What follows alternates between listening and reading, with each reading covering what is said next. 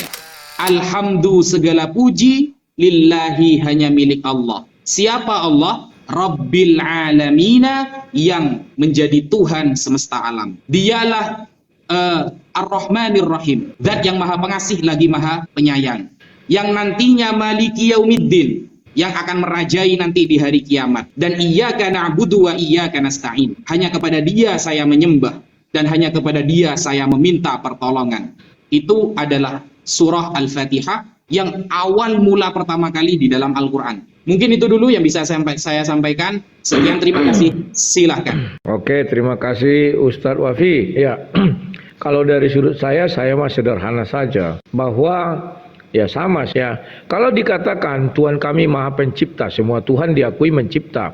Baik itu oleh Hindu, Buddha, Kristen, Islam, bahkan agama penyembah berhala pun sudah mengakui mereka penyembah Tuhan. Kalau dikatakan pencipta langit dan bumi, seluruh orang beragama juga mengakui Tuhannya pencipta langit dan bumi. Jadi sampai hari ini saya tidak menemukan satupun kekasan ya. Kalau di dalam ajaran Kristen ini saya baru melihat bahwa hanya Yesuslah yang berani mengatakan orang bisa masuk surga, baik orang yang mengenal Dia ataupun orang yang tidak mengenal Dia. Kalau agama lain menurut saya hanya orang yang beriman kepada Tuhannya itulah yang masuk surga.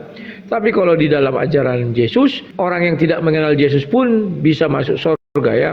Itu terdapat di Galatia 5 ayat 22 dan 23, bahwa di sana dikatakan apabila seseorang itu mampu melaksanakan 9 buah roh, maka bisa dikatakan tidak satu hukum pun menentang hal itu, termasuk hukum Taurat maupun hukum Yesus Kristus ya. Dan ya belum ada Tuhan yang bisa mengajarkan seperti itu. Yang kedua yang membuat saya percaya Tuhan saya adalah Tuhan yang sungguhnya Tuhan, bahwa Yesuslah yang berani mengatakan atau memilih orang, menunjuk langsung yang untuk menuju sorga ya. Jadi tidak tedeng-aling, hari ini engkau dan aku bersama-sama dalam kerajaan sorga. Dia tidak hanya bercerita tentang sorga, tetapi sudah membuktikan mampu memasukkan seseorang ke dalam sorga. Ya itulah mungkin pengantar dari saya. Silakan Ustadz, apa yang mau kita diskusikan? Silakan. Macet-macet. Ya ini sudah bagus. Ya oke. Kalau begitu kalau saya memulai satu pertanyaan ya. Oke. Tolong jelaskan apa buktinya Tuhanmu itu, apa kelebihan Tuhanmu dari Tuhan saya, itu saja dulu. Sehingga kamu meyakini bahwa Tuhanmu lah sesungguhnya Tuhan. Oke, itu memiliki sifat yang namanya kudrot. Kudrot itu apa? Kudrot itu maha kuasa. Nah, perbedaannya dengan Tuhan Mas Rudi, kemahakuasaan Tuhan kita itu tidak pernah off atau tidak pernah berkurang, sehingga mustahil di sesosok Tuhan itu merendahkan dirinya lalu mencederai perasaannya. Ada Tuhan lalu kan begitu dirinya jadi manusia. Ini pejuang, apa kita nggak malu sama nenek moyang? Mustahil Islam. Kenapa? Dia merendahkan diri. Mungkin gara-gara topeng itu mungkin, Bang Rudi. Oh, bisa jadi. Bukalah dulu. Sebentar. Oke, sudah. Nah, kan? Oh, iya benar juga. Gara-gara topeng ini pula. Ya, yang kedua tadi, silakan. Yang pertama aku catat, yang kedua belum ya, yang pertama, Tuhan kita itu kemahakuasaannya tidak pernah. Yang pertama sudah, yang kedua langsung. Yang kedua, Tuhan itu maha berfirman alias maha mengetahui. Dalam hal ini saya tekankan maha mengetahui. Jadi segala firman yang ia sampaikan asli dari dirinya. Beda dengan Yesus, menunggu instruksi firman itu baru dia berani menyampaikan. Sehingga dia bukan sang firman, dia juga bukan sang debater, tapi dia yang menyampaikan firman, kan begitu. Oke. Sekarang boleh saya bertanya? Begitu saja. Nah, silakan. Oke, ini sudah saya catat ya. Ini Mas Rudi, ini mengenai ketuhanan Yesus kan pastinya. Buddha, bagaimanakah mungkin kamu dapat meluputkan diri dari hukuman neraka? Sebab itu lihatlah, aku mengutus kepadamu nabi-nabi orang-orang bijaksana dan ahli-ahli Taurat. Separuh di antara mereka akan kamu bunuh dan kamu salibkan. Yang lain akan kamu sesah di rumah-rumah ibadatmu dan kamu aniaya dari kota ke kota. Supaya kamu menanggung akibat penumpahan darah orang yang tidak bersalah, mulai dari Habel, orang benar itu, sampai kepada Zakaria, anak Berekhya, yang kamu bunuh di antara tempat kudus dan mezbah.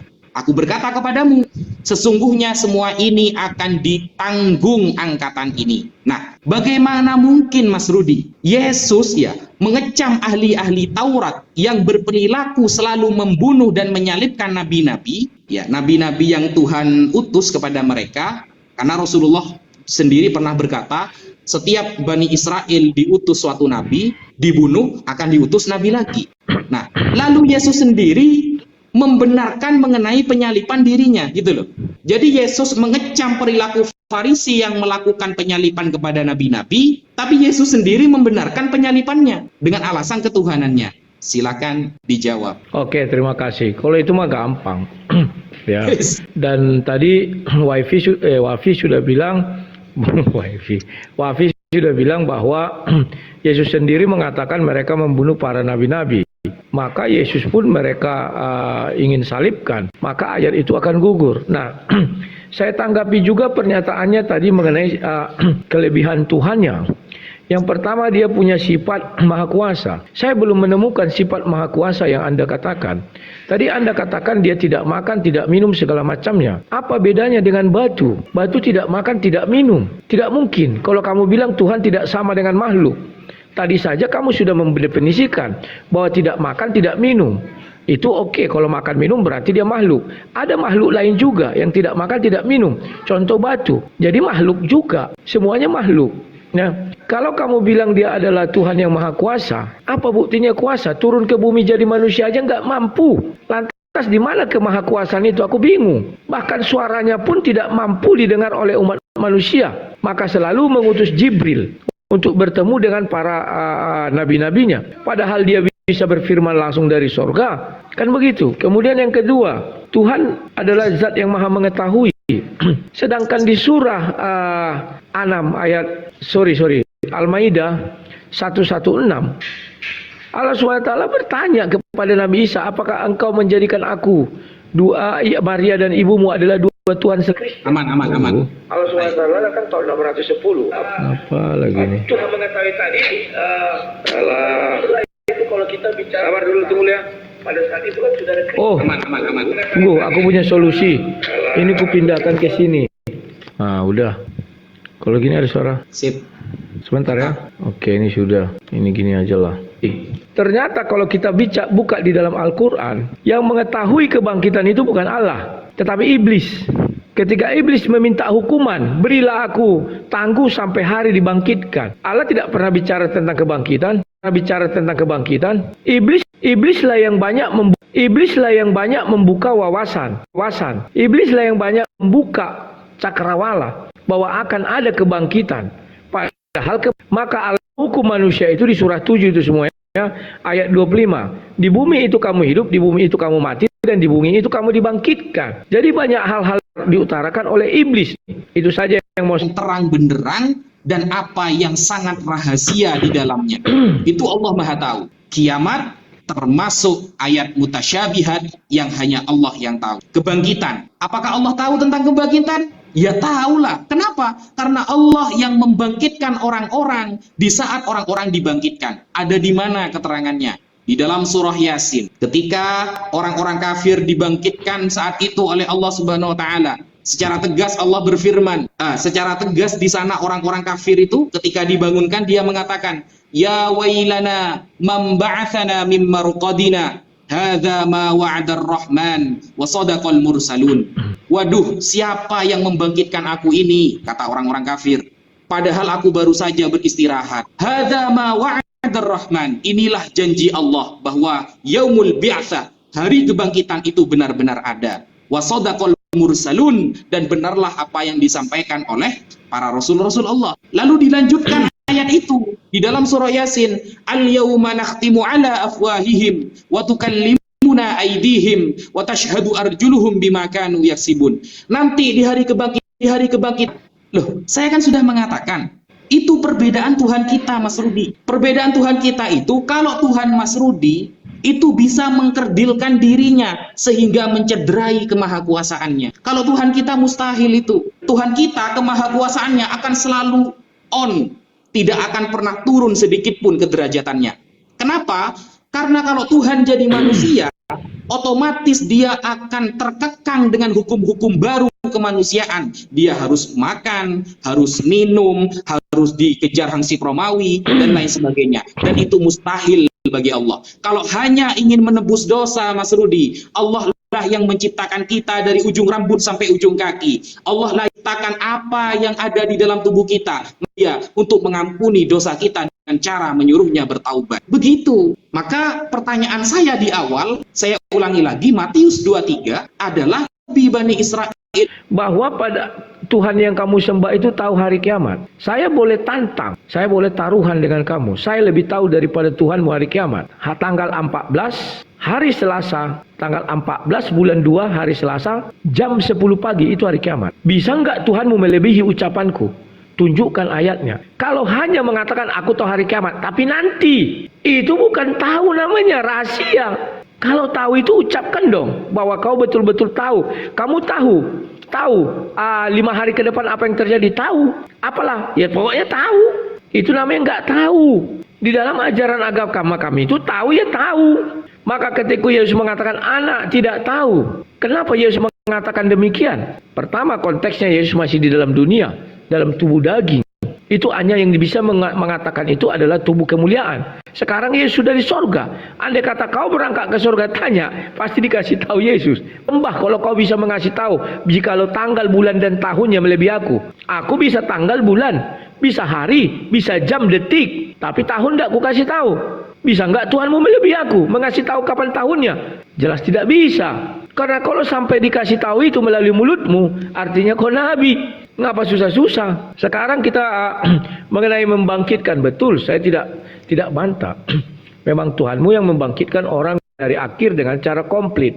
Yang saya belum berfirman tentang kebangkitan, iblis sudah lebih sabar.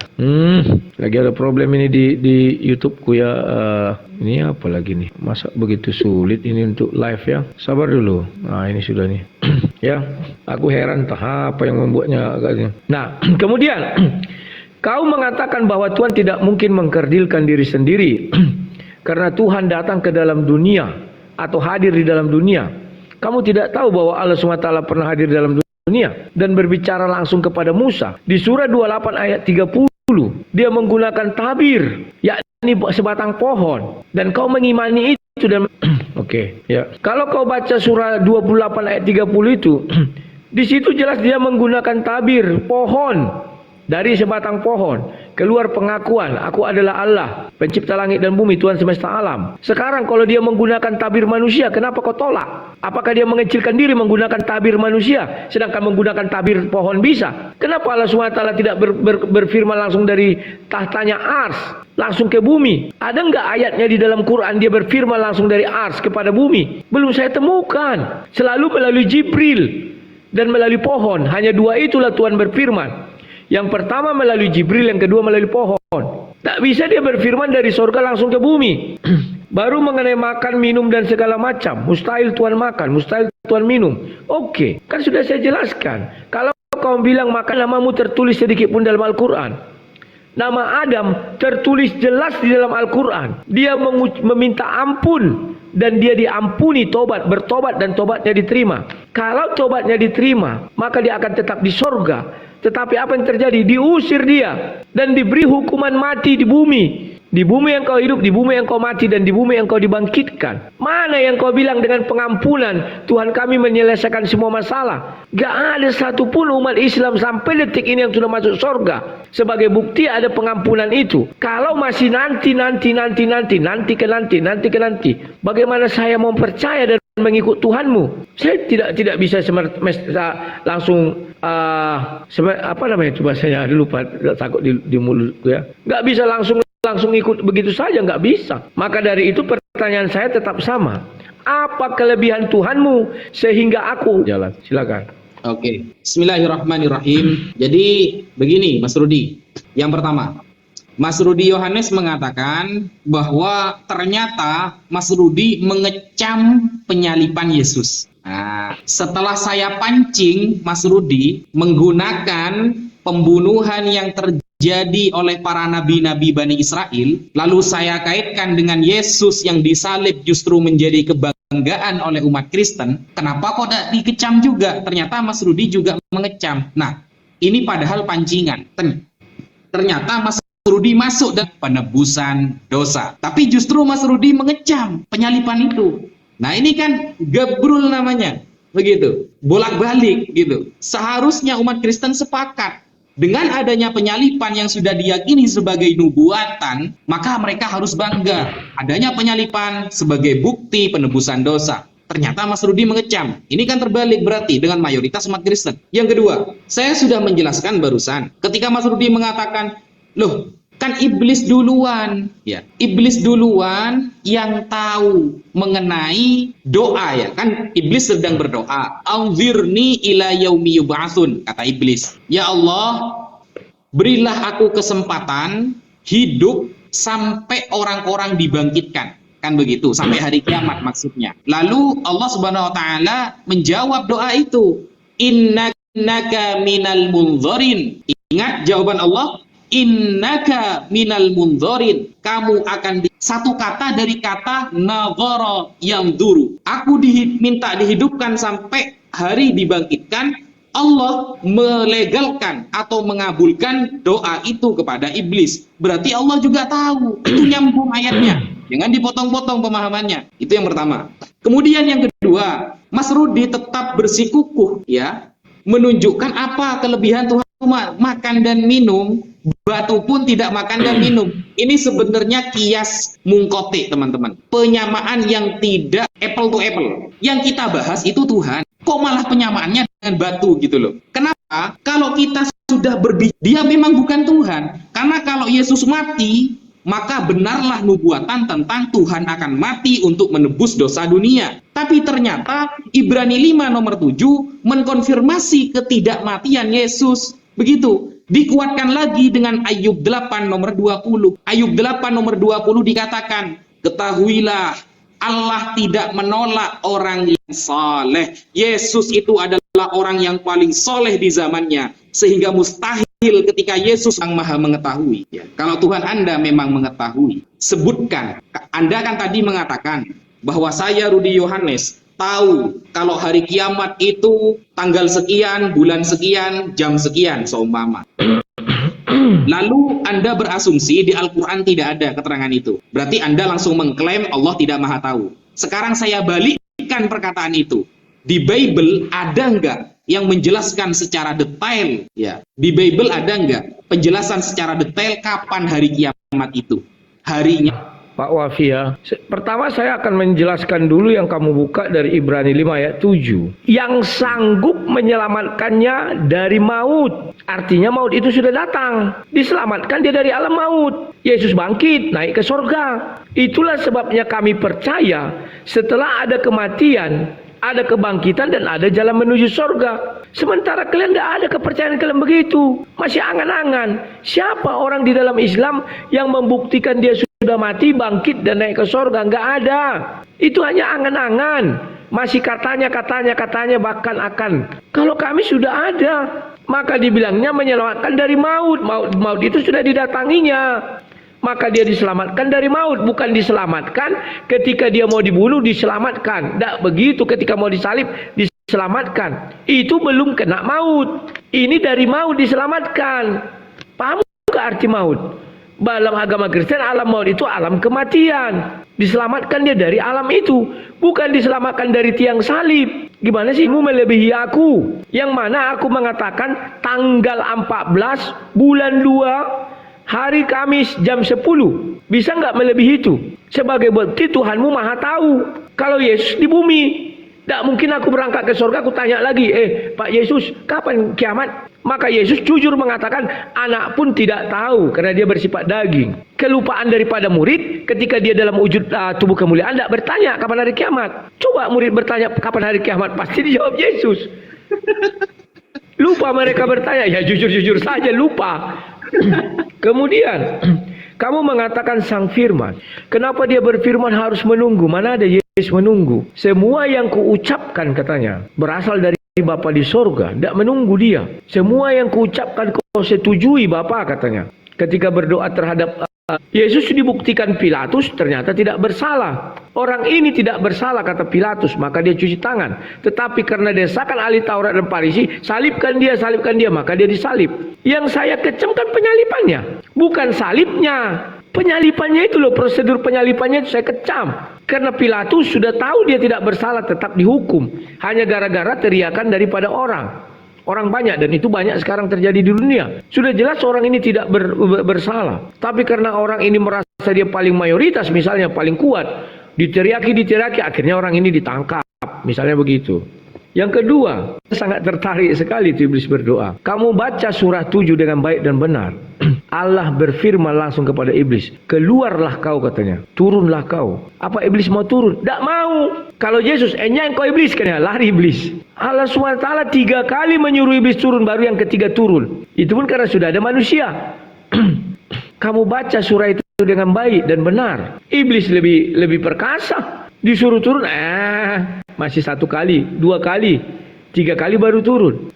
Kemudian mengenai hari kebangkitan, kan sudah saya katakan kepadamu, Allah belum berfirman tentang kebangkitan, iblis sudah mengatakan, beri aku tangguh sampai hari kebangkitan. Dari mana pengetahuan iblis tentang kebangkitan? Kan ini seru. Sabar ya, semuanya punya hak. Saya akan bacakan dulu surah yang ke-7 ini. Saya suka surah ke-7 ini, sama surah kedua. Hampir sama itu 35, 38, surah 7, mulai dari ayatnya yang ke-12. Ya. Apakah Allah tidak bisa membedakan antara malaikat dan yang ayat 13, 14, sabar ya. Memang harus begini. Saya tidak membahas itu, yang ini saya bahas 15, 16. Ini kayaknya nih 7. Ini kayaknya nih 17, 16, sabar 16, sabar dulu, sabar. Kan begitu. Sekarang kita bercerita ini. Kemudian Tuhan dia mencipta, tapi dia tidak butuh segala sesuatu. Mas bro, kau baca baik-baik surah 2 Sos itu ayat 30. Kenapa Tuhan? Justru disitulah kerendahannya jadinya. Kau bilang tidak merendahkan. Merendahkan. Gak mampu bersuara dari surga ke bumi. Harus melalui hijabnya, harus melalui pohon. Harus melalui Jibril. Kan sudah Tuhan itu di situ. Gak bisa dia berbicara langsung.